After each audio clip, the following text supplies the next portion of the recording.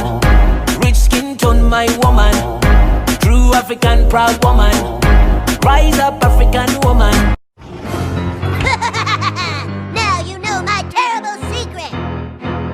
You're gay? It's fine if you're gay, Butters. I don't care. Right foot, now left foot. Hey. Right foot, now left foot. Hey. Right foot, now left foot. Hey. Right foot, now left foot. One hand. One hand, one hand. Two hands. Two hands, two hands. Hit your rollie. Hit that rollie. Do your dance. Do your dance. Now lean with it, rock with it. Lean with it, rock with it. If you land on my For You page and I'm not following you yet, best believe you're going to get a follow and you're going to get a like, because obviously TikTok thinks, you're my cup of tea, so. You did not do all that healing and self-care and learning your self-worth just to go back to the same person that hurt you. Ignore that text. Now that's the kind of historical erasure argument that I actually would pretty much agree with. I think books that discuss the harsh realities of the past and of racism and everything are important, particularly when they aren't designed to glorify them. This is not a battle between black versus white. This isn't a battle between people with privilege versus people without. This is a battle between a society and a broken system. A system rooted in hate, oppression, and designed for certain people to fail. And the longer we point fingers at each other, the longer we distract ourselves from the real enemy. And that's the people in power. And they know divided we have no power. But together we can create a system better for us all. So today, I'm asking for 60 seconds of unity. Doesn't matter if you're black, white, poor, rich. I'm asking you to stand with us for one video. We are going to let this country know that we are tired of this broken system. That we're done letting them justify murders, beating people they're supposed to protect, and the inhumane brutality we see every day. To anyone who's tired of the senseless violence, share this video. Put the hashtag #BeatTheBrutality and let them know we're not putting up with this no more.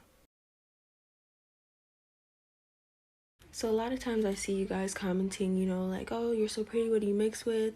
Oh, are you mixed? You're so pretty. And then I see other people saying, that's offensive. And a lot of people don't really know why. So here is why. So it's offensive because it makes us feel like, just being black is not enough to be beautiful. It's like saying, like, you have to be mixed in order to be beautiful, which is not the case. But I do understand, like, the curiosity behind the question. You see somebody that's, like, really beautiful, you never seen anything like it before, you wonder, like, oh, what's their ethnicity? So it's better to just say, hey, what's your ethnicity? I think you're really pretty, I think you're beautiful, what's your ethnicity? That's a better way than saying, oh, what are you mixed with? And then also that way, that allows the person to educate you on what they are and their background, and then you get your answer. And then everyone's happy. I have an announcement to make. Trans women are women. And if you can't handle that, then you're part of the problem. Since y'all seem to be moving on, I just wanted to come on here and tell you that footage has been released from Oklahoma City from May 20th, 2019, showing 42-year-old Derek Scott dying in the hands of police officers, and as they had him restrained, he was crying, "I can't breathe," in which the officer replied, "I don't care. This fight is far from over." I got you good, that's a fact.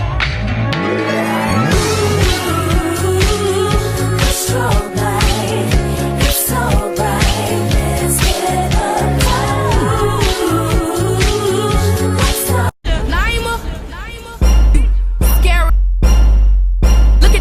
Way that I walk. I'm shopping at Fendi, you shopping at Ross. You can.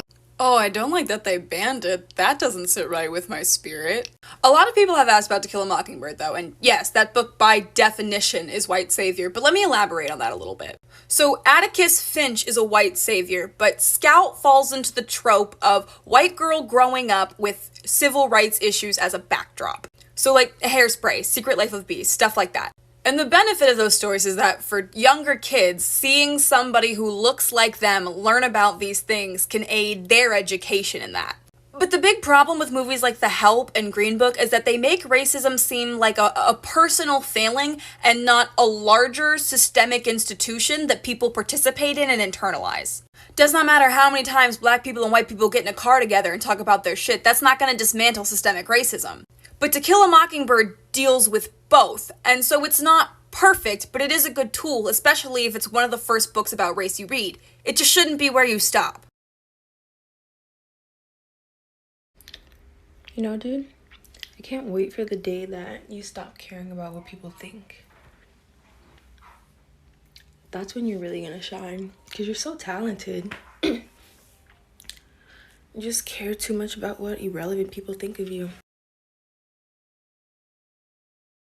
I hate my glasses so much. They make me look like I was supposed to be in the civil rights era, and I cannot believe I let some man convince me to get these. Ooh, I'm about to burn my chicken nuggets. Moral of the story is don't listen to men.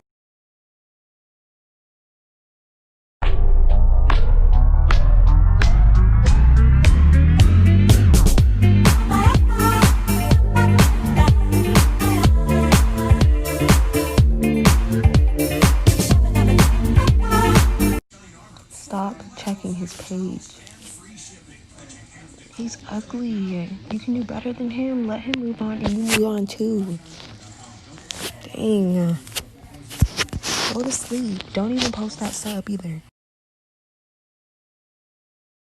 So tonight was Trump's rally in Tulsa, Oklahoma, and I don't know how many of y'all saw the viral TikTok that was like, let's get a whole bunch of fake tickets so he's alone in the stadium.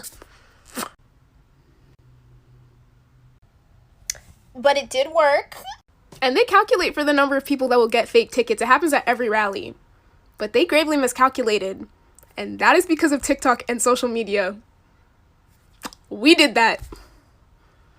Gen Z, it's time to mobilize. I got you good, that's a fact. Ooh, the strobe light, it's so bright. Let's get up high.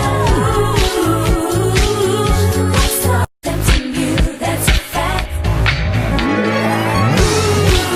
Ooh, the strobe light, it's so bright. Let's get up high. Ooh, like starlight, it's so bright.